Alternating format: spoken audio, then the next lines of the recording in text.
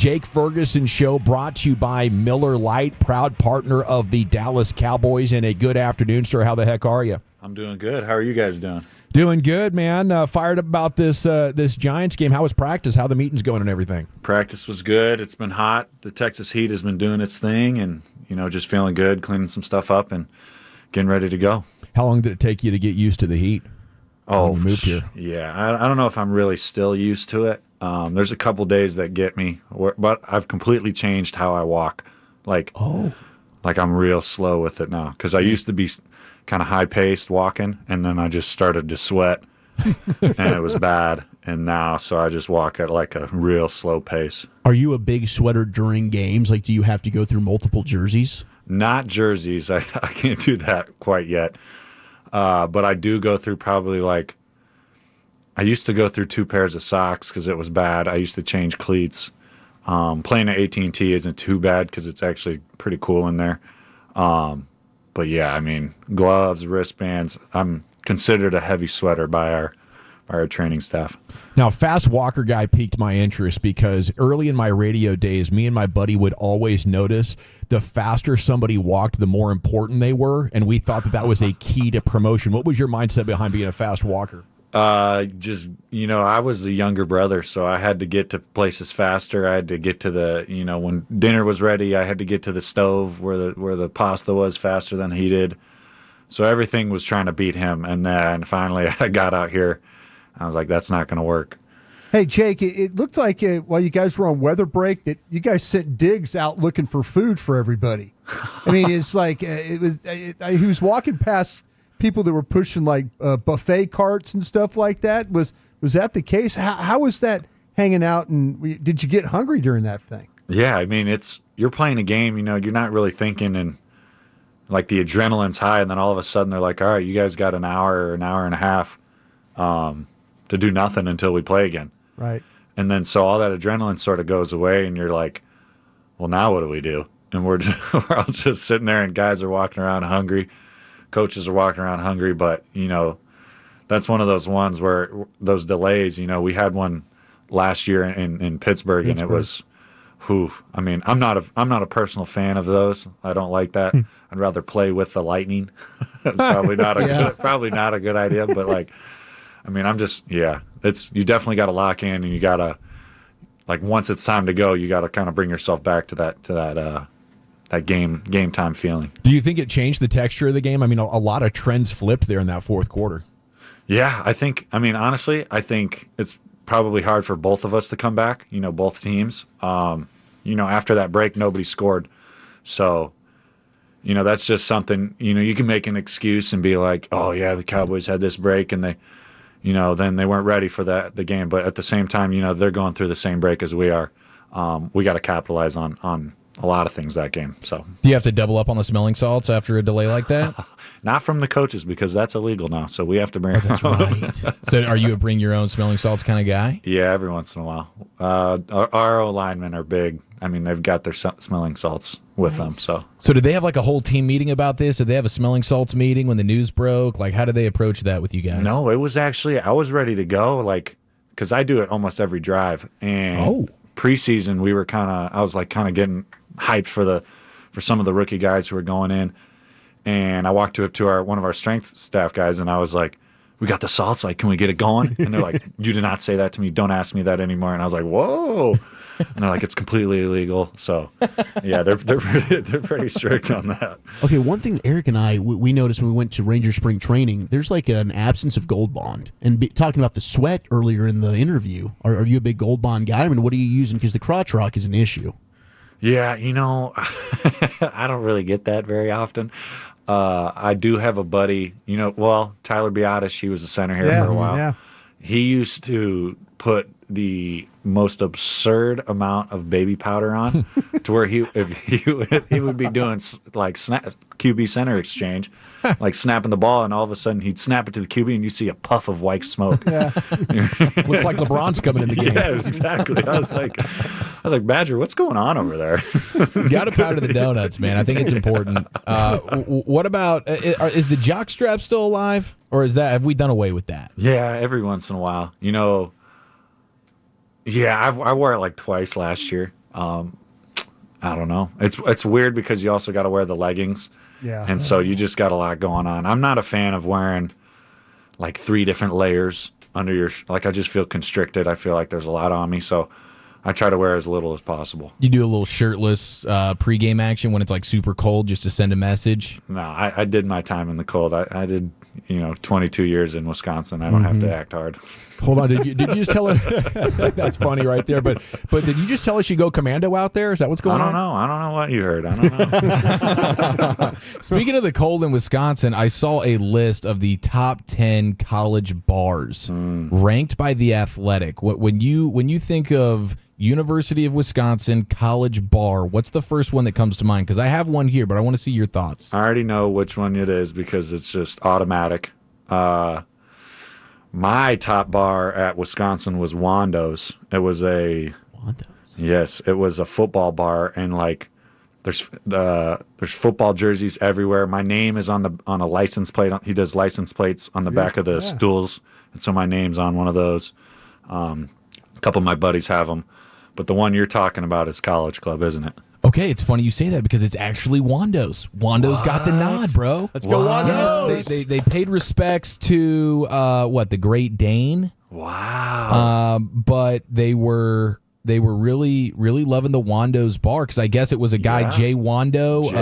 Yeah, he was a punter. Yeah, and then he opened I used up. to work there. You know that? I was a bouncer. What? Okay, Yeah. so that's what I read. I didn't read that you were one of them, but they listed a handful like J.J. Watt, Zach Bond. Like he leads the league in drafted bouncers. The coaches back in my day, the coaches used to encourage working at Wando's because it was the trenches, man.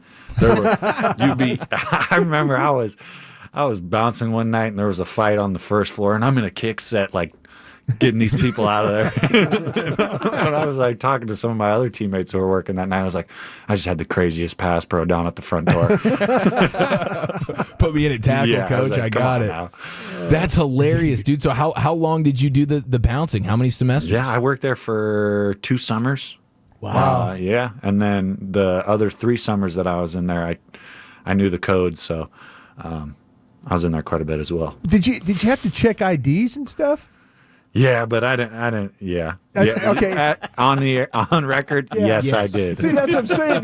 Did you ever just look at somebody and start laughing? You're good. Oh yeah, you can. Yeah, I can still tell to this day if it's a fake ID or not. Like Now, the Wisconsin driver's license is different, right? I mean, it's got the date of birth is weird on it. And if because I was up in Green Bay for 5 years and had a Wisconsin license, I thought I never could. Like people ask me, "What's your date of birth?" And I'd try and show them the driver's license, and it was.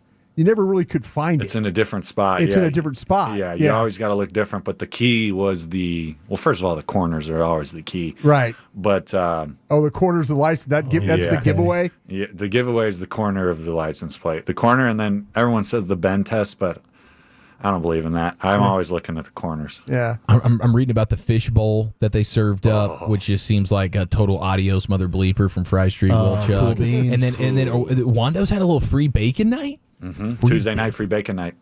Okay, so what are we getting with this bacon? Just bacon. I knew the chef back then, so it was like 1 a.m., like getting ready to go, like leave, go home for the night, and he'd have something cooked up for me. Wow. The thing is with I love Wando's, but I'm gonna throw a little shade. The thing is by the time you want the bacon at like 2 a.m., it's not good. You know what I mean? Like you go fresh. in, but you go in right when right when it's coming fresh off, like around like 7, 8. Are we talking about that good thick smoked bacon, like the Applewood stuff? Crisp, yeah. He's got. I mean, it's all different stuff. It's bacon, and then you want the little crispy bacon. He's got it. Wow. All right, let's do a little impromptu verses with Jake Ferguson here. Sausage or bacon? Turkey sausage. I mean, if Is that that's your preferred? that's your wheelhouse, bro, you got to stay lean, I guess, right? Yeah, I'm thinking about a pork, greasy, nasty sausage patty that may have a side of syrup with it. Patty. I'm a sausage link guy. Link. For I prefer the sure. link as well. I am a link guy, 100%. Yeah. Yeah, sausage link for sure. All right. Breakfast standpoint, is breakfast the most important meal of the day for Jake Ferguson? No. Second dinner is the most important. Second dinner. What's the second dinner? What are we usually going for? What time when is I'm this? good. Second dinner usually comes around 9 o'clock. Okay. Oh, You know, if I'm like, oh yeah, I'm dialed in, I'm eating good. You know, it's always some sort of protein. I'm a huge chicken at night guy, but then like if I'm really fighting and I'm like, you know, I feel light, then the Whataburger patty melt starts talking there into you my go. ear. Yeah, there you go. There you go. How many patties we talking here? Yeah, you ever Oh. double up on the patties, like A make it double a triple? patty. Yeah, you know who taught me that? Zach Martin. Nice. Unbelievable. It's a good legend. Zach Martin was one of our player show guests 2 years ago. Now, Zach apparently is not into Thanksgiving food. When we get to the Thanksgiving time this year and we ask you, what are you having for your spread? Are you into Thanksgiving? Please say yes. I am very big into Thanksgiving. Huge. Who do you think is the biggest eater on the squad? On the team? Yeah. Ooh. Man, we got some big backs for sure. Yeah, no, serious. We got some guys like Hoffman looks like he could put it away. Brock Hoffman. Yeah, he's borderline gross when it comes to grub. TJ Bass is wicked.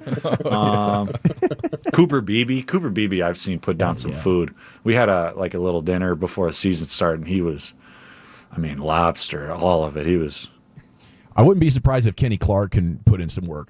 yeah. The legs on I that haven't- guy. I haven't seen it, but I mean, I haven't seen him grub. Yeah. But no, he's a dude for sure. As long as we're talking food, I wanted to follow up with you on the Oreo storyline from the offseason. Are you still off the Oreos? Sadly, yes. How much are you missing them?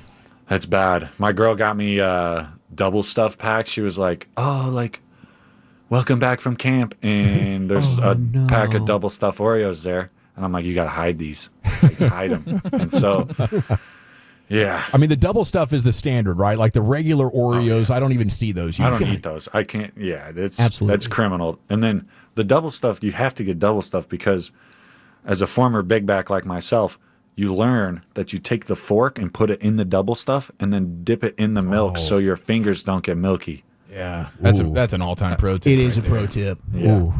Now, how many were you looking at per week? Oh, at least a row per week. Yeah. I could probably put down a whole row right now. Yeah. If you gave me a glass of milk, it's not even about the Oreos. It's about how much milk do we have. Now, how much has your body composition changed as a result of this, diet turn? Yeah, it was big. It was huge. I mean, I think percentage-wise, I dropped body fat to I think I'm around 14 or 15 right now. But I mean, there was a point in college, if you could pull it up, Rose Bowl game. Oh my God. Big man? Huge. You're laboring out there a little bit. I had a little catch or whatever, and I'm pointing first down in my gut. Oh my God. Oh, wow. I got the little belly button ring through my jersey and Oh, I see. I That's embarrassing. I see. yeah. I see. I wasn't the tight end. I was the jumbo tight end. So how's the body feel? Is the first week and you're banging around for the first time in a while, is the soreness more at this point, or is that for later in the year when you start kind of feeling that? Yeah, I would say it's always more sore after that first one just because your body's not ready for, the contact. It's like, and you can go through camp, but at the same time, you're not getting hit, taken to the ground, and having bodies fall on you.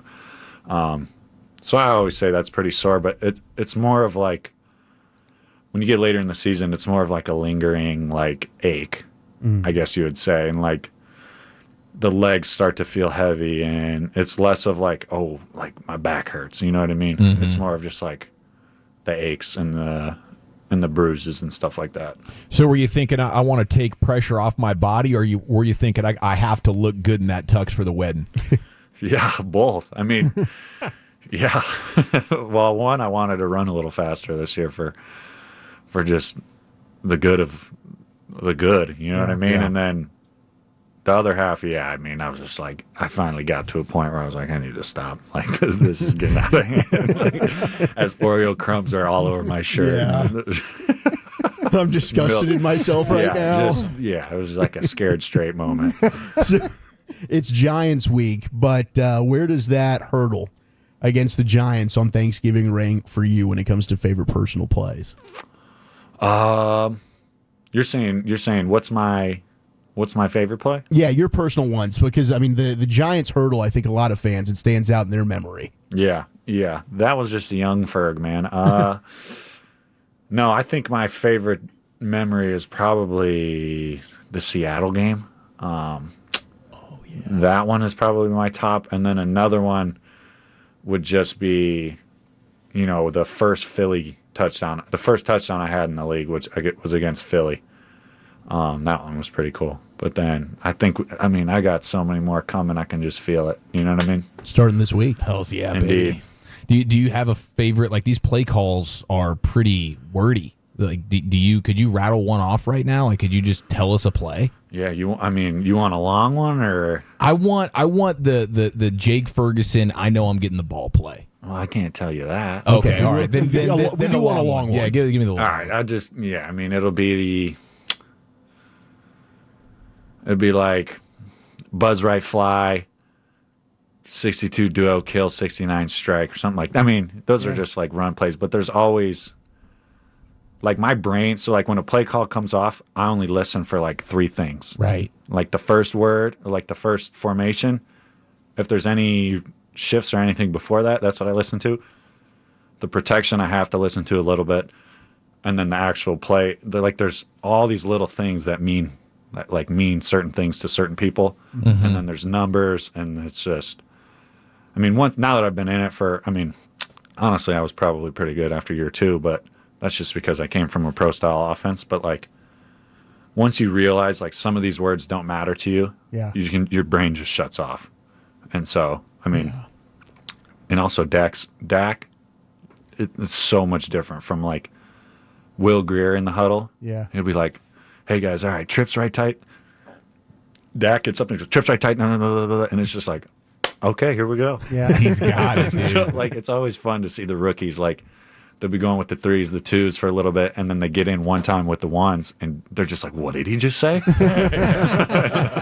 Well, that's good. That rolls into one of our fan questions for Ferg, and this is from Jacob. He asked, how's Clayton Adams affected the run game, and what do you love most about Shoddy's new offensive scheme? Yeah, I think Clayton is doing a phenomenal job. He's like, I love this run style that he's bringing in, and he preaches being physical and just moving the line of scrimmage, and that's always fun. And you can also it's one thing when someone's preaching it and it might not be happening, but like he demands it out of us, and that's like exactly what we need. And so I think the run game is like it's on the right track for sure. And then Shoddy's offense, there's just so many different builds, so many different plays out of said builds. It's fun. And, from a offensive perspective, we have so many weapons, but at the same time, our plays are built for us, you know what I mean? And then on the flip side, you hear the defensive guys talking, and they're like, man, you just don't know what to expect. There's so many different plays out of this one build. And then there's also it's the same play out of different builds. You know what I mean? It's just the versatility is crazy. It is also Bama week, Jake. If you got to run, just hang up or tell us we got. But I'd love your thought. They're down to 9. Are you holding out hope for a dub? Yeah, man. I'm hoping. We're sending DeBoer packing. Yeah, no, I just want to see a whole lot of I formation. Yeah, a whole lot of power. Maybe a little tight end leak. Their tight end's doing good right now. I just saw he had a 100-yard game or something like that. But yeah, no, going into SEC territory, we'll see. but you got to go saddle up with Booker. You got to get Booker. You got to make Booker wear that. On Wisconsin. Got to make him sing or something, right? Yeah. To get that victory, right? Take the points though. Yeah. Take the points. What is it? It's like 21. I think I got them straight up. Let's go. Hey, you're the man, Jake. 2 up, 2 down, dude. You're doing a hell of a job with us. We really appreciate you coming on and give them hell. We'll be pulling for you. Yes, sir. Appreciate you guys.